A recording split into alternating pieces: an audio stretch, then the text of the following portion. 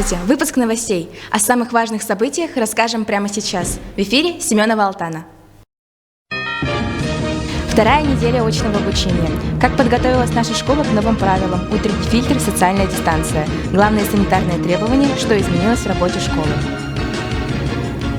Прошли выборы президента школьного самоуправления. Спустя 3 года пришла замена избранному в 2019 году президенту Миронову Алексею. Научно-практическая конференция «Шаг в будущее». Прошел школьный этап конференции. Какие направления были в тренде в этом году и кто прошел муниципальный этап?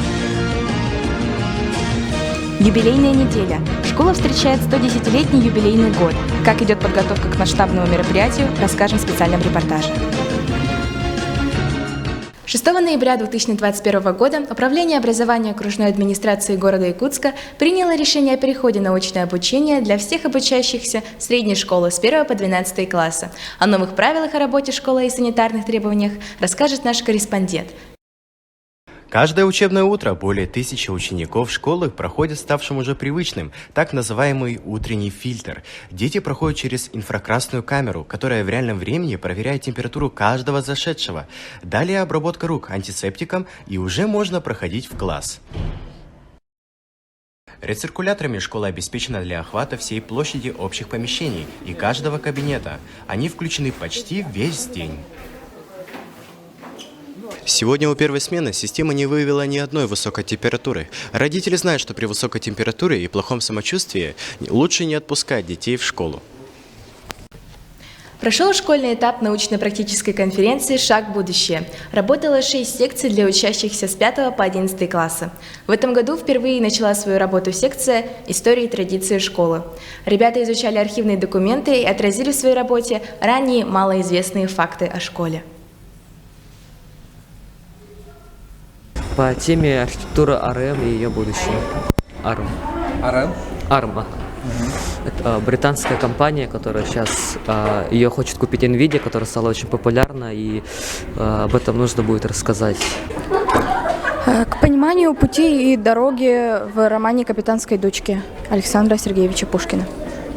У меня просто возникли некоторые вопросы. Знаете, Пушкин — это довольно скрытный, немного загадочный человек. И в его произведениях это наблюдается. У него там очень много символики. Меня зовут Максименко Виктория, я ученица 11 класса. Моя тема – это экономические проблемы в киберсети. Алина? Я жду что-нибудь из научной сферы. Я знаю, что некоторые участники подготовили прекрасные работы по химической промышленности. С нетерпением жду посмотреть. Всего в конференции приняло участие 64 участника. 24 участника были рекомендованы для участия в муниципальном этапе конференции «Шаг в будущее». Победители и призеры городского этапа попробуют свои силы в республиканском этапе главной научно-практической конференции школьников нашей республики. В школе прошли выборы президента ученического самоуправления. Было зарегистрировано 4 кандидата. Тарабукин Артур из 9 А класса, Семенова Николина из 9 Г класса, Николаев Антон из 9 Б и Дронов Андрей из 11 А социально-экономического класса. Несмотря на то, что на предвыборную кампанию было предоставлено мало времени, все кандидаты успели подготовить свои программы и представить себя электорату. 28 октября прошли дебаты кандидатов в президенты, а 29 октября учащиеся школы имели возможность проголосовать в избирательном участке. После 3 лет работы действующий президент ученического самоуправления Миронов Алексей сложил свои полномочия. Результаты выборов. Дронов Андрей получил 69 голосов, одержав уверенную победу. По данным избирательного участка было использовано 134 бюллетеней из 230 штук. Школа встречает 110-летнюю знаковую дату.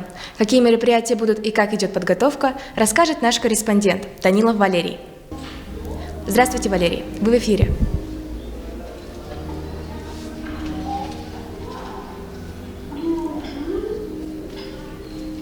Здравствуй, Алтана, спасибо. Я сейчас нахожусь в школе номер 3, где полным ходом идет подготовка к юбилейной неделе, главное событие, которое будет проводиться 26 ноября.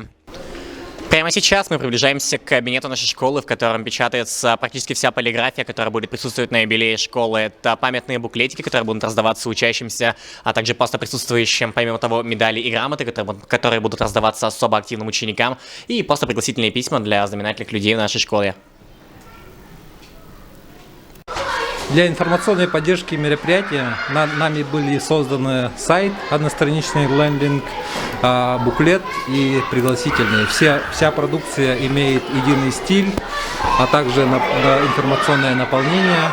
В пригласительном у нас имеется QR-код, и если какие-то гости у нас не имеют возможности посетить очно наше мероприятие, могут просканировать QR-код и посмотреть в прямом эфире в нашем канале в YouTube. Школьный актив в данный момент тоже не прохлаждается, а если быть точнее, то прямо сейчас эти ребята занимаются подготовкой реквизита, такие как шарики, чтобы раздавать их участникам нашего мероприятия. Помимо того идет распределение ролей, а также обсуждение мероприятий. Здесь сцена, а кто из зрителей? Мы здесь, короче,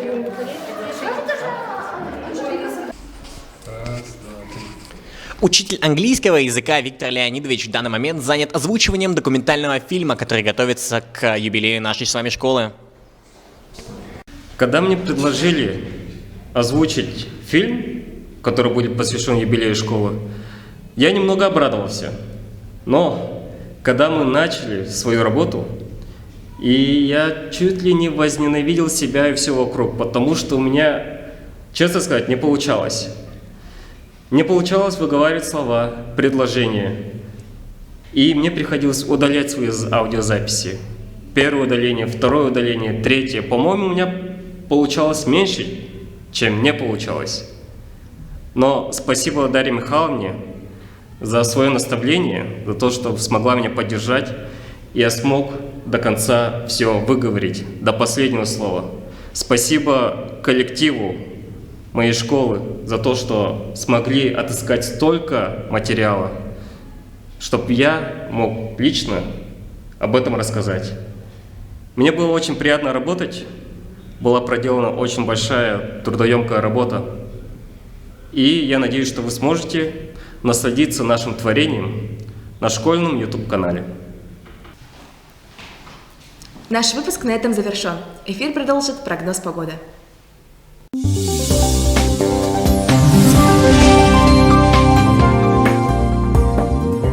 Здравствуйте, в эфире прогноз погоды. С вами я, Быковникова Елизавета. Приглашаем всех выпускников и желающих на юбилейные мероприятия нашей школы. Всю подробную информацию вы можете увидеть на сайте мероприятия или в социальных сетях нашей школы. В столице республики погода ожидается пасмурная и очень холодная. Вероятность осадков 0%. Атмосферное давление выше нормы 767-769 мм ртутного столба. Температура воздуха установится в районе минус 32 до минус 27 градусов по Цельсию. Ветер слабый 1 метр в секунду. Относительная влажность воздуха 63-64%. В конце недели ожидается потепление. Столбики термометров в пятницу и субботу покажут минус 15, минус 23 градусов ниже нуля.